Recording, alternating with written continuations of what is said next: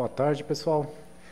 Estamos finalmente voltando com o Seminário de Coisas Legais, depois de um longo hiato. A gente costuma fazer umas comemorações de sextas-feiras 13. O último Seminário de Coisas Legais que teve foi numa sexta-feira 13, foi em 2020. Naquele dia o reitor anunciou que a universidade ia passar para o remoto. Foi bem no dia do seminário. Então, não sei se a gente comemora de novo esses dias para frente, porque parece que dá um pouco de azar. Vamos lá, então retomando agora, esse aqui é um seminário para quem não conhece, em geral a gente tenta fazer com os alunos, mas agora os alunos estão voltando, então daqui a pouco começa os alunos a apresentar, já tem alguns aí falando pelo corredor. Quem quiser apresentar em algum momento é só você começar a falar assim, tipo, eu queria apresentar um seminário de coisas legais. Fala para qualquer pessoa do seu lado, uma hora chega nas pessoas certas e você consegue vir apresentar aqui, tá certo? Bom, então vamos começar o de hoje. O de hoje, quem vai apresentar é um professor visitante lá do outro lado da estrada, o professor João, vai apresentar aqui o sistema decimal fracionário, uma coisa legal, sistematizada por, e eu vou deixar ele explicar qual é a pronúncia do nome. Obrigado, pessoal. Oi, pessoal, boa tarde. Eu não sou muito prático com microfones, não, mas acho que está sendo audível, acredito, né? O Fernando Manfio, um grande amigo de longa data, né, que foi aluno do João Peneireiro lá nos Pampas, há muito tempo. Depois a gente acabou se encontrando aqui na Federal de São Carlos, né? Aí me disse, você não gostaria de fazer um seminário de coisas legais aqui? Eu falei, vai ser um prazer como sempre, só não sabia que era a reentrada, né, da temporada de seminário de coisas legais. Aí pedi a sugestão dele, discutimos uns temas e ele disse, esse tema parece ser interessante.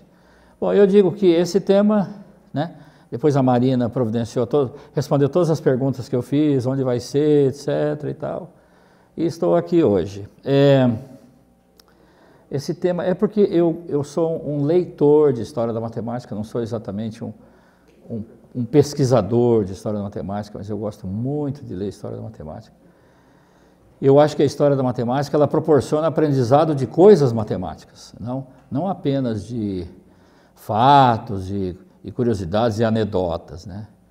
É uma maneira de você entender como as coisas evoluem matematicamente, né? E aí, ao ler esse tema, me surpreendeu bastante, coisas que eu descobri, e depois também eu emendo aqui algumas considerações sobre representação fracionária de números no sistema decimal, né? De frações de inteiros, por exemplo, e que são coisas assim também elementares, mas não são muito conhecidas de todos, tá? Então ali está o meu e-mail para qualquer reclamação, Sampaio na Universidade Federal de UFSCar, né? .br, tá certo? E eu começo então com esses bits de história, eu vou lendo ali, estou lendo aqui nesse telão, achei maravilhoso isso aqui, né? Que nós temos assim, o sistema decimal posicional é o que a gente usa atualmente para escrever os números que a gente usa na vida cotidiana, né? Tá certo? Na nossa matemática contemporânea, a gente faz uso do sistema decimal posicional, praticamente o planeta inteiro faz uso disso, né? A origem desse sistema todo mundo sabe, quase todo mundo sabe que se deu na Índia, né? Segundo o Victor Katz, que é uma referência respeitável de história da matemática, assim no século III, deve ter surgido a proposta de representar os números num sistema posicional, em que tem um lugar de um algarismo que representa unidades, um outro lugar de um algarismo que representa dezenas, um outro lugar que o algarismo representa centenas e assim por diante, né? Os gregos antigos eles tinham um sistema bem louco, porque as unidades de 1 a 9, eles tinham um símbolo para cada uma. Depois as unidades de 10 a 90, as dezenas de 10 a 90, um símbolo para cada uma. Depois as centenas de 100 até 900, um símbolo para cada uma. Então era uma coisa assim, não era só difícil aprender a matemática, era difícil memorizar, né, quem eram os números, né, que deveriam ser escritos para representar o que você queria expressar, tá certo? Aí houve algumas evoluções, por exemplo, ali no século VII, vocês estão lendo na segunda linha do slide, né? Esse matemático notável, que é o Brahmagupta, então ele destaca o papel do zero como número, porque o zero ele só era um ocupador de espaço vazio, né? Até então. Mas o Brahmagupta ele começou a achar que a gente poderia multiplicar por zero, a gente poderia acrescentar um zero e assim por diante. Então, isso aí trouxe o zero, deu um papel, né, assim, de respeito ao zero. E no século IX, em Bagdá, tem esse sujeito aí, que se chama Al-Khwarizmi, tá certo? Que escreveu um primeiro manual, assim, instruindo as pessoas como usar o sistema decimal para fazer contas, tá certo? De números inteiros, tá? O algarismo, ele é conhecido amplamente, o nome do algarismo evoluiu para as palavras algarismo, tá certo? E também para a palavra algoritmo, tá certo? Que é um algarismo latinizado. Daí você vê a importância que tem o algarismo, que fez apenas duas obras de destaque, praticamente. Uma que era um manual de aritmética, tá certo? E outra que ele ensinava como resolver equações do segundo grau usando métodos geométricos, tá? Então, ele foi o primeiro a propor esses esquemas que a gente usa hoje para fazer adição, subtração, multiplicação, divisão, tá certo? Aí, veja só, isso se deu no mundo árabe. Na Europa, quem introduziu o sistema decimal posicional foi o Leonardo Fibonacci, que todo mundo conhece, com a história dos coelhos e tal, né? Ele é o grande divulgador do sistema decimal na Europa, tá certo? É provavelmente o maior matemático do século XIII na Europa, é o Fibonacci, tá certo? Escreveu coisas muito bonitas, muito profundas, mas também se preocupou em divulgar o sistema decimal. Então, nós temos ali o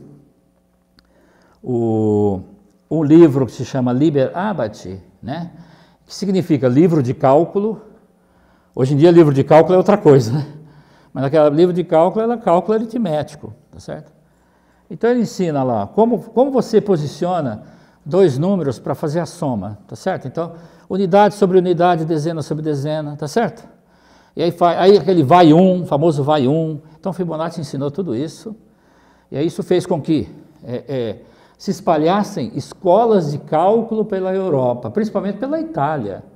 Até o século XIV e XV, muitas escolas de cálculo ensinando, né, os comerciantes e seus aprendizes a fazer contas, tá certo? Inclusive, a representação de números na forma A sobre B, como a gente tem hoje, é uma proposta do Fibonacci, né? Com algumas coisas estranhas também, ó, que vocês estão vendo aqui, ó. Essa notação do Fibonacci, que você, enquanto liberava, ele estava dizendo que isso ia significar isso, olha que louco, tá vendo? É claro que tudo isso depois foi abandonado, porque é muito confuso, né? Mas assim, a parte de soma de frações, de inteiros positivos, ele já propôs como é que você faria e tudo mais, tá? Bom, aí entra o nosso personagem aqui, né? Que o professor Leandro disse que eu ia pronunciar o nome, eu disse que eu aprendi de um amigo que é Simon Estevan, porque ele é belga e principalmente de língua francesa, tá? Então, ele propôs o que a gente chama hoje de representação decimal fracionária, tá certo? Então, essa representação que a gente usa agora aqui, ó, 0,0235 ou 12,356, isso é a evolução de ideias do Simon Estevan. Então, até o Fibonacci não havia esses números não existiam. Só existiam os números inteiros positivos, tá certo? Existia o número zero, obviamente, e existiam as frações de inteiros, tá certo?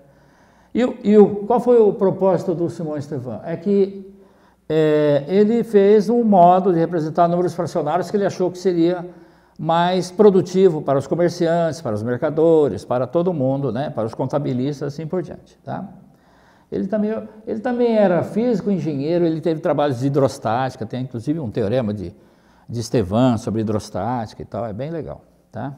Então, esse livro aqui, que é o Detienne, eu não sei se é assim que pronuncia, mas tem o Ladime, que você não pode falar o S, né?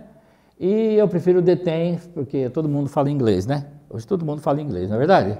Tá? Então, é do século XVI, como vocês estão vendo, tá? Então, olha aqui, ó.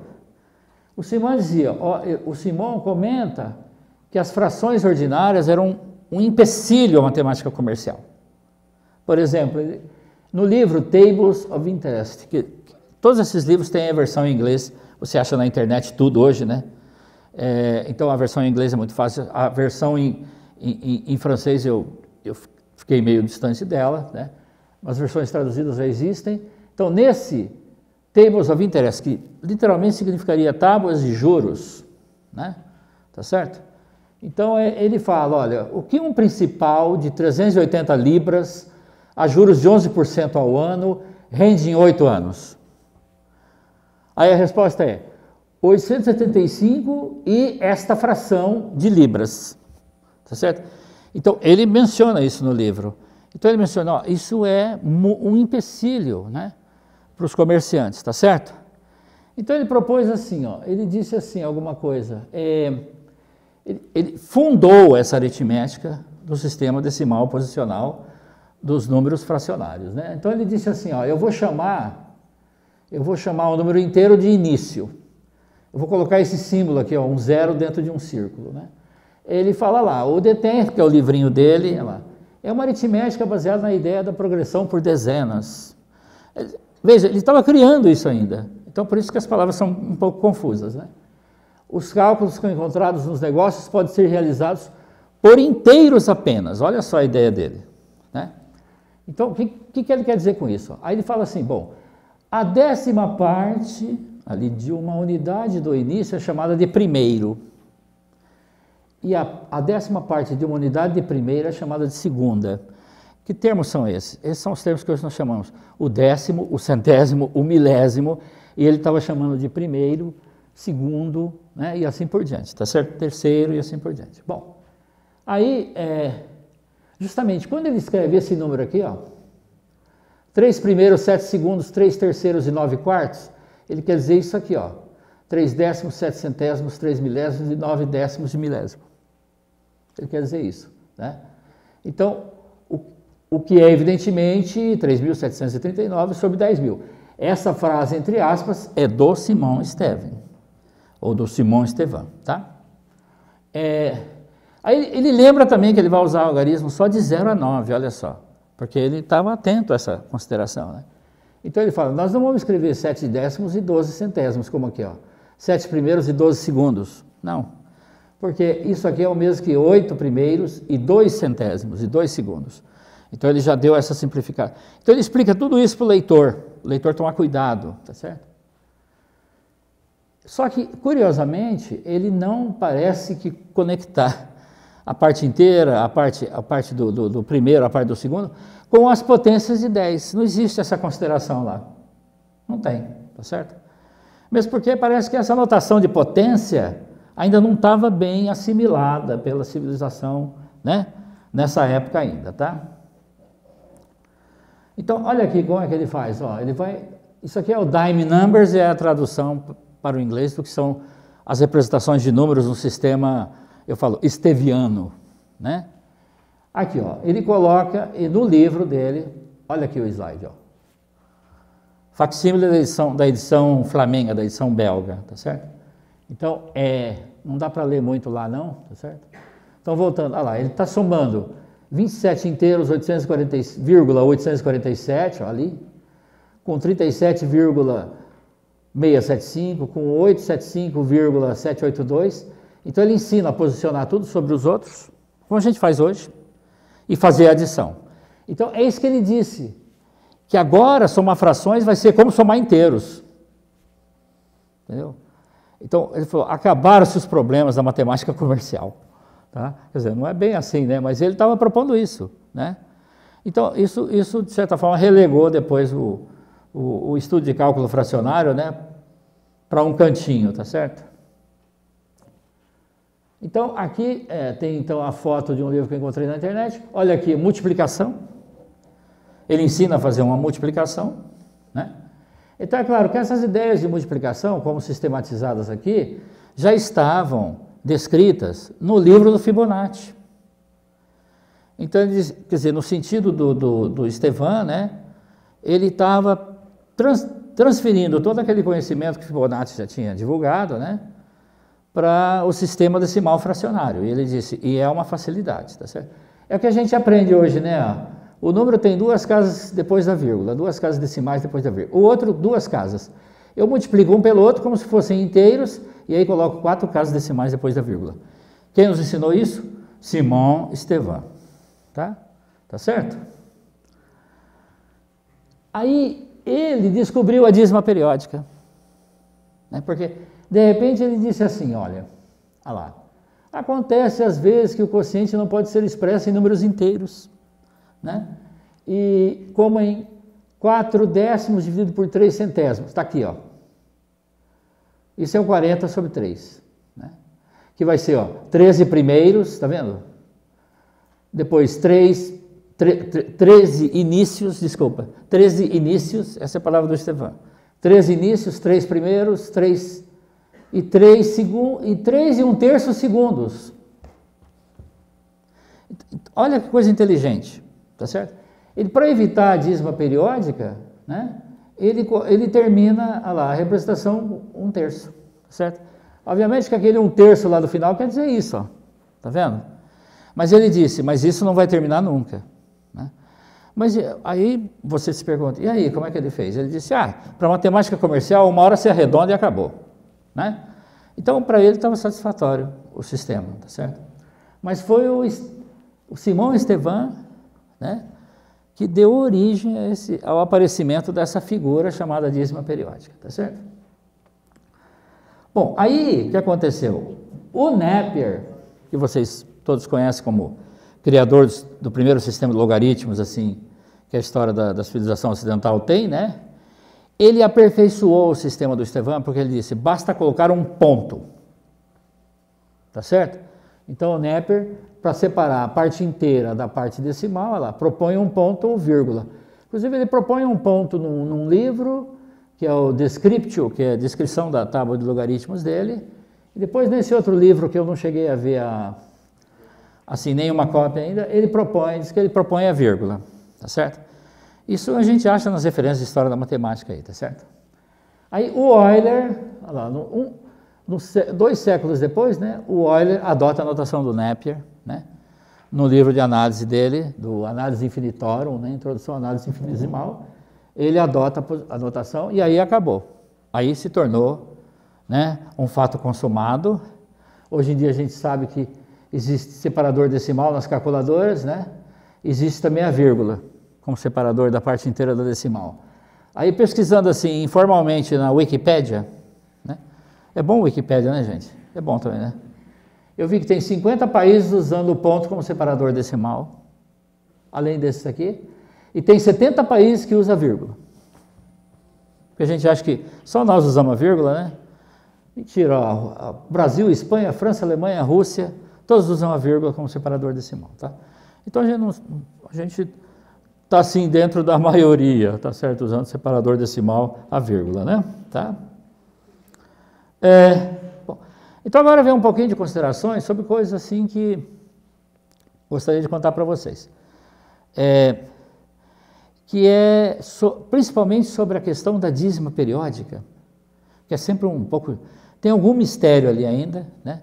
Que eu espero que a gente elucide alguma coisa, que alguém que ainda não tenha conhecimento disso, aproveite isso, né? Olha, hoje as frações decimais, a gente pode dizer, são frações assim, ó. Tá certo? Tem na literatura matemática, até na matemática elementar, fração decimal. Então, esses são números decimais, ó. 24,25, 0,625, 3,1416. Então, veja, a gente não está considerando aqui o sistema de números reais ainda, que foi uma coisa que veio a evoluir muito depois, tá certo, né? Que tudo que tem uma infinidade de dígitos depois da vírgula, né? Ainda assim representa um número real, né? Tá certo, né? Aí vem uma série de fatos topológicos sobre a reta para você ter evidência de que aquilo é um número real mesmo, tá certo? Né? Então, essas são as frações. Veja que quando você tem você tem 10 elevado a n, mas se você tiver uma potência de um fator do 10 aqui, ó, tá certo? Você consegue ainda transformar em fração decimal, tá vendo, né? Então, o 1/8 é 625 sobre 10 ao cubo, tá certo? O que acontece é que bom, acho que vocês entenderam isso é bem... O que acontece é que nós podemos classificar quem são as frações decimais, né? Ó. Aqui eu tomo o numerador e o denominador são inteiros, né? positivos primos entre si, porque a fração já foi simplificada, assim, ao máximo que a gente poderia simplificar. E aí essa fração vai ser decimal, quer dizer, vai ter um número finito de dígitos depois da vírgula, né? No seu valor, segundo a representação do Napier, né? Que vem lá do Estevan e tal, quando o denominador for desse tipo, ó. Tiver só fatores 2 e 5, tá? Só 2 e 5. Por isso que são abundantes, né? As frações que geram as chamadas dízimas periódicas, como a gente vai ver aqui. Então eu incluo algumas demonstrações dos slides porque são simples as demonstrações, né? Por exemplo, essa fração, suponha que ela é decimal, então ela tem essa forma, né? Tá certo? Então esse produto BC é A vezes 10 elevado a R, né? Tá certo? Bom, o B é um divisor desse produto, então. Mas o B é primo com A. Então ele tem que ser um divisor desse número, 10 elevado a R, 2AR, 5AR. Então os fatores primos de B vão ser apenas 2 e 5, tá certo? Então é uma coisa. E, analogamente, se o B tiver só fatores 2 e 5, ó, tá vendo? Supondo que o primeiro expoente é maior ou igual que o segundo, aí você completa a uma potência de 10 aqui no denominador e ajeita o numerador. Tá certo? Então acaba sendo decimal. Então é por isso que, por exemplo, o 1/8, que é 1 sobre 2 ao cubo, ó, basta completar com o 5 ao cubo aqui. E o 5 ao cubo aqui. E sai 125 sobre 10 ao cubo e sai nessa forma, né? 3/20, o que é? Olha lá. Você sabe que pode completar com uma potência de 10 aqui, ó. 3 vezes 5, 20 vezes 5, então 15 centésimos. Então, é uma coisa até, assim, mais rápida do que tentar fazer a conta, tá? Aí aparece agora o conceito de dízima periódica, que foi a descoberta do Simão Estevan, né? Então, assim, dízima periódica é uma coisa que a gente define meio informalmente, assim, ninguém sabe definir direito o que é uma dízima periódica, né? Mas eu digo que há uma dízima periódica nesse número, é assim que a gente fala. Ó. Então, esse padrão 274 aqui que se repete, é uma dízima periódica de comprimento 3, a gente fala assim, tá? Então, ele se repete na representação. Aí, quando você converte esse número ao número racional, aí você usa uma progressão geométrica infinita, ó. Tá vendo? Né? 274 lá, sobre 10 ao cubo, mais 274 sobre 10 à sexta, e assim por diante. Ó. De modo que você, fazendo essa conversão da soma geométrica infinita, é que a gente chega naquela forma que esse número é o 274 sobre 999. Né? Tá certo? Curiosamente, o 9 é o último dígito do sistema decimal e tem, né? Justamente é uma potência de 10 menos 1, que aparece aqui, ó. Seria lá o 2, no fundo, se simplificando isso aqui, é 274 sobre 10 ao cubo menos 1, é que dá origem a essa representação. Em geral, a gente sabe, aprende assim, teorizando um pouquinho, você vai saber que esta dízima, que repete os dígitos A1 até a L, ó, infinitas vezes, acaba sendo este número, né? Na base 10 representa esse número A1 até a L, com os dígitos sobrepostos assim, e o número de noves igual ao número de dígitos do numerador, certo? Muito bem, existem outras maneiras de explicar isso, mas eu escolhi essa. Agora, o que são as frações não decimais, né? São aquelas em que o denominador, na forma irredutível, não contém apenas potências de 2 e 5, tá certo? Então, a gente tem, ó, primeiro a gente olha para essas frações em que o denominador é primo com 10. B e 10 são primos entre si, ó. B e 10 são primos entre si. Então, o resultado diz assim, se o B do denominador é primo com 10, então existe uma equivalência entre essa fração e uma fração desse tipo. Tá? Existe uma equivalência, ou seja, ela vai fatalmente redundar numa dízima periódica. Né? E como que a gente demonstra isso? Olha, eu já vou mostrar já. Então, por exemplo, aqui eu fiz uma tabela de alguns exemplos, né? Ó, todos os denominadores primos com 10, ó, né? E já estão na forma irredutível essas frações. Incidentalmente são números primos aqui, mas não precisava ser, tá? Então, por exemplo, olha, basta transformar, né, o denominador em uma sequência de noves, ó, para descobrir qual vai ser a dízima periódica depois, tá vendo? Estão vendo aqui? Né? Bom, o que acontece é que, quer dizer, o que está enunciado lá em cima é que essa fração sendo irredutível e esse denominador sendo primo com 10, há um múltiplo dele que vai ser uma sequência de 9 na representação decimal. Tá? E como a gente demonstra isso? Eu descobri depois que o Elon, ele tinha demonstrado esse pequeno resultado, né, na revista do professor de matemática há muito tempo atrás, tá certo? Curioso, né? Sabe, o Elon, ele fuça em tudo, né, um pouco. Ele tinha colocado lá essa contribuição. Mas, então, por exemplo, enunciado enxuto toda fração é irredutível, denominador maior que 1, o denominador primo com 10, né, ela tem essa forma para algum natural C. Então, vai ser dízima periódica. Né? Por quê? Olha aqui. Você considera o conjunto das potências de 10. Ó. Começa a construir. É um conjunto infinito. Tá certo? Cada uma dessas potências vai ser dividida, ao ser dividida por B, tem um resto da divisão nesse conjunto. Ó. 1, 2 até B menos 1. Tá certo? Na divisão euclidiana que a gente conhece. Tá?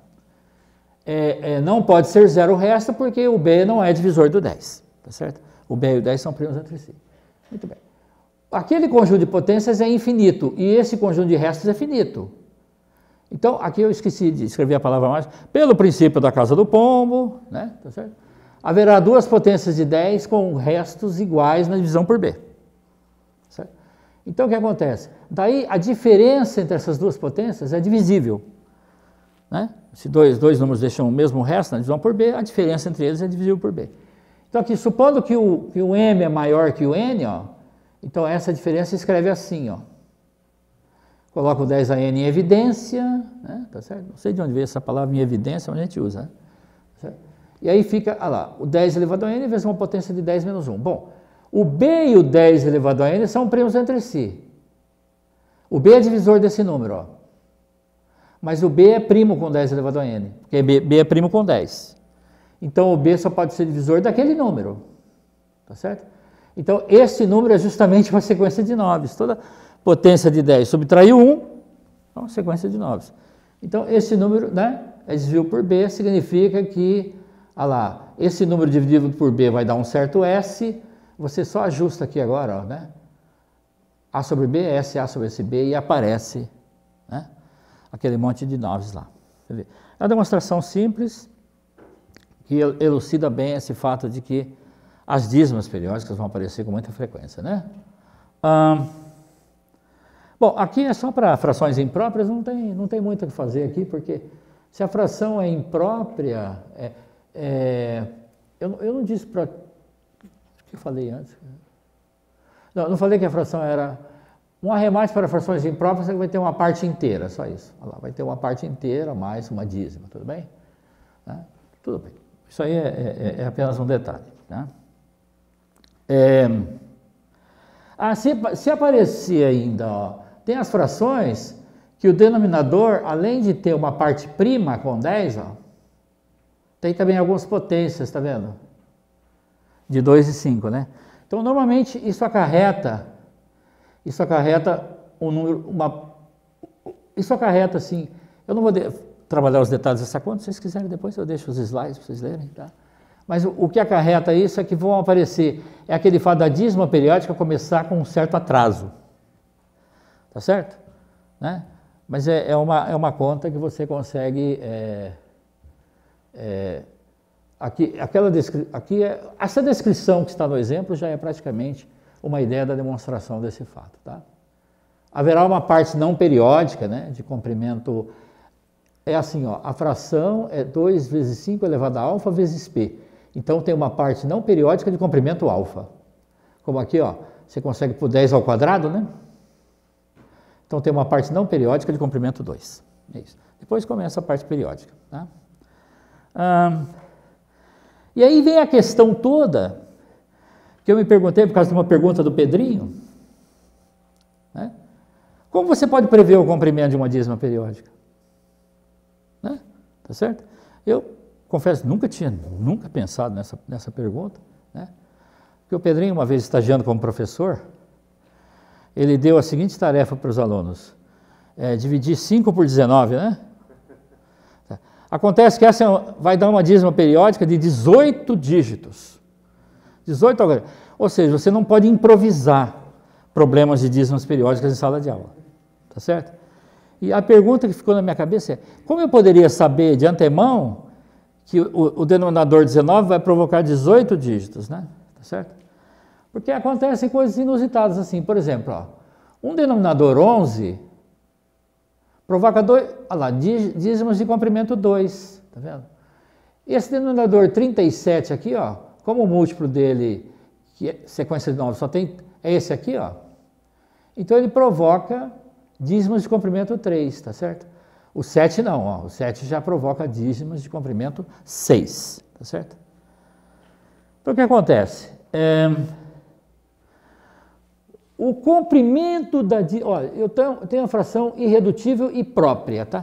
Quer dizer, eu vou supor que ela está entre 0 e 1 mesmo, uma fração no sentido né, da palavra, o sentido original da palavra, tá certo?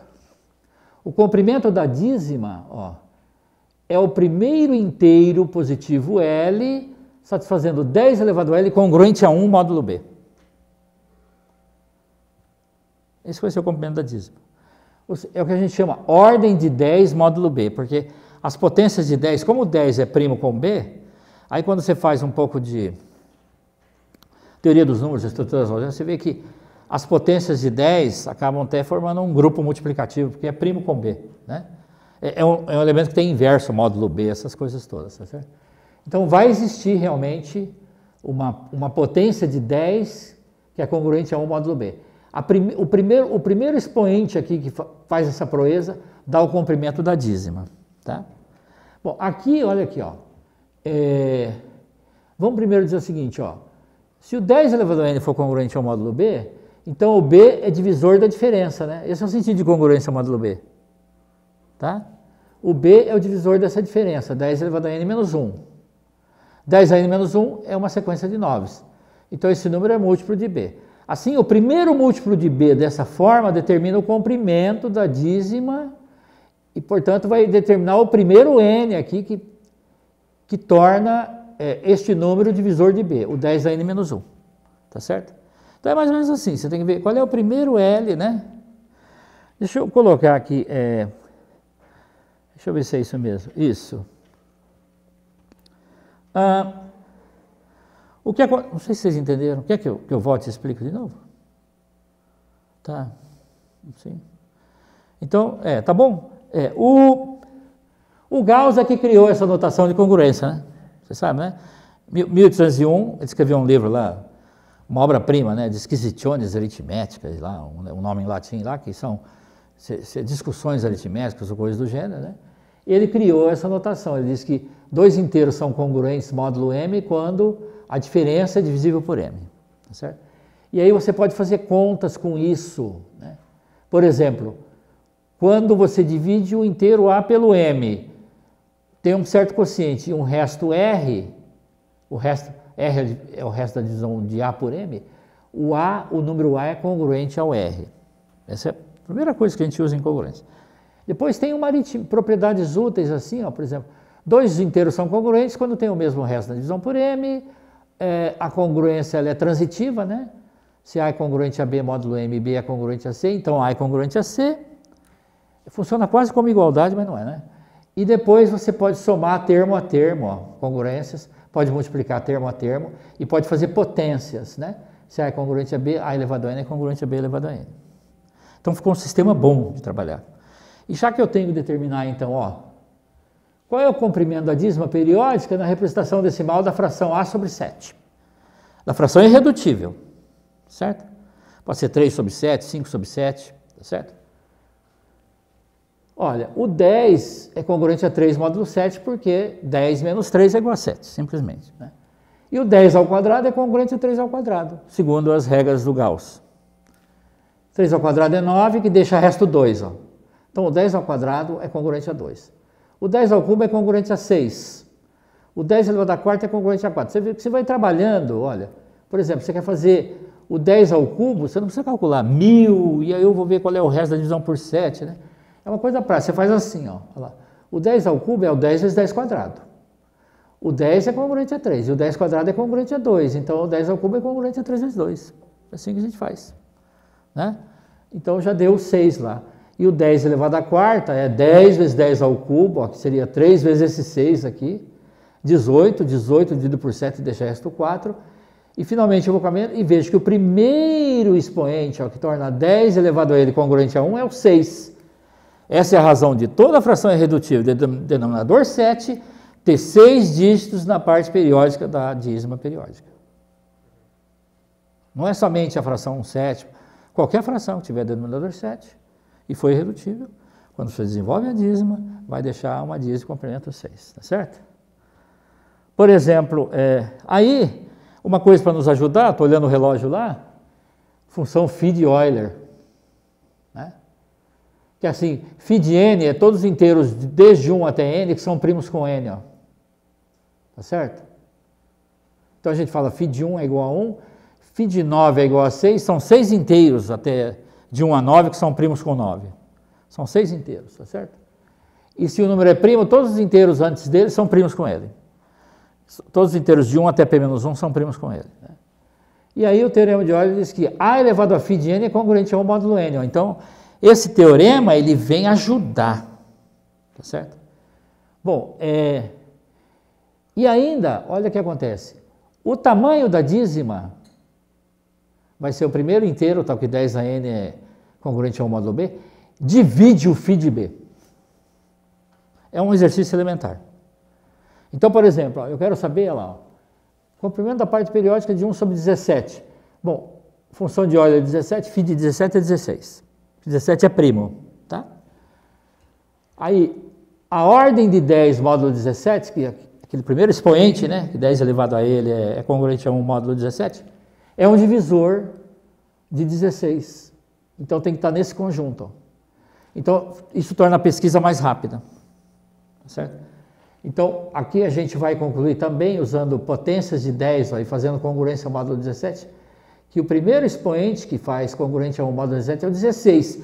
Então, é por isso que, olha lá, 1 sobre 17 aparece 16 dígitos na parte periódica da dízima. Tá certo? Então, você pode pesquisar de antemão que comprimento vai ter. Para encerrar aqui, foi uma pergunta que eu fiz eu estava dando um curso de análise matemática para licenciandos lá na universidade, então a gente fez essas considerações e ele disse assim, então a pergunta era, ia entrar no ano 2017 é primo, qual é o comprimento da dízima periódica da fração 1 sobre 2017? Então nós descobrimos que era 2016. Certo? Quer dizer, não é que você vai fazer a conta e ficar contando, você vai prever, né? Então a jogada é que essa aqui é uma compilação da janela do Maple, né? Tá? Então, o número de 2017 é primo, true, lá, né? E, olha lá, o phi de 2017 é 2017 menos 1, certo? Então, nós sabemos que 10 elevado a 2016 vai ser congruente a 1. Mas aí, você tem que ver se não é um dos divisores de 2016, tá certo? Então, nós fazemos uma pesquisa assim, ó, olha, o último divisor antes de 2016 é 1008, tá certo? Que é um divisor de 2016. Mas o 10 elevado a 1008 dá congruente a menos 1, tá? O Maple faz essas contas para nós, tá certo? O Maple faz essas contas para nós, né? Então, se o 10 elevado a 1008 é congruente a menos 1, eu tenho que excluir também os divisores de 1008. Nenhum divisor de 1008 poderá ser a ordem do 10 módulo 2017, tá certo? Eu tenho uma pequena explicação ali, porque se um divisor de 2008, olha lá, der congruente a 1, o 10 elevado a 1008 teria que ser congruente a 1 também, módulo 2017. Então, excluindo, só sobram esses, ó. Tá meio rápido aqui, né, mas, tá certo? É uma coisa ilegal aqui no seminário de coisas legais, fazer muito rápido, né? E aí, fazendo um teste, então, no que sobrou, um desses expoentes vai ser, ó, a ordem do 10 módulo 2017. Então, nós vimos que nós pegamos o primeiro daquele conjunto lá, ó, o primeiro era o 672, o primeiro é o 672, não deu certo, porque nós fizemos aqui, ó, olha lá, o 10 elevado a 672, módulo 2017, o Maple respondeu, é 294, tá certo? Então, nós excluímos também os divisores de 672. Você vai por exclusão, né? Aí acabou sobrando, como é que é? Restou só esse, ó, mas falhou. Olha lá, 10 elevado a 288 módulo 2017 é 79. Então a conclusão é que o primeiro inteiro, que 10 elevado a ele seja congruente ao módulo 2017, é o 2016. Então a fração, a dízima periódica, terá comprimento 2016. Não precisamos calcular, né? Não precisamos imprimir e ficar contando. Tá certo? Então, são fatos elementares, né? Assim, que eu gostaria de divulgar para vocês, tendo algumas pequenas referências apenas. Esse livro eu descobri depois, A Concrete Approach to Higher Algebra, tem aqui na biblioteca. Ele tem um capítulo que ele trata desse problema. Inclusive, em bases diferentes de 10. Tá certo? É bem interessante. Tá?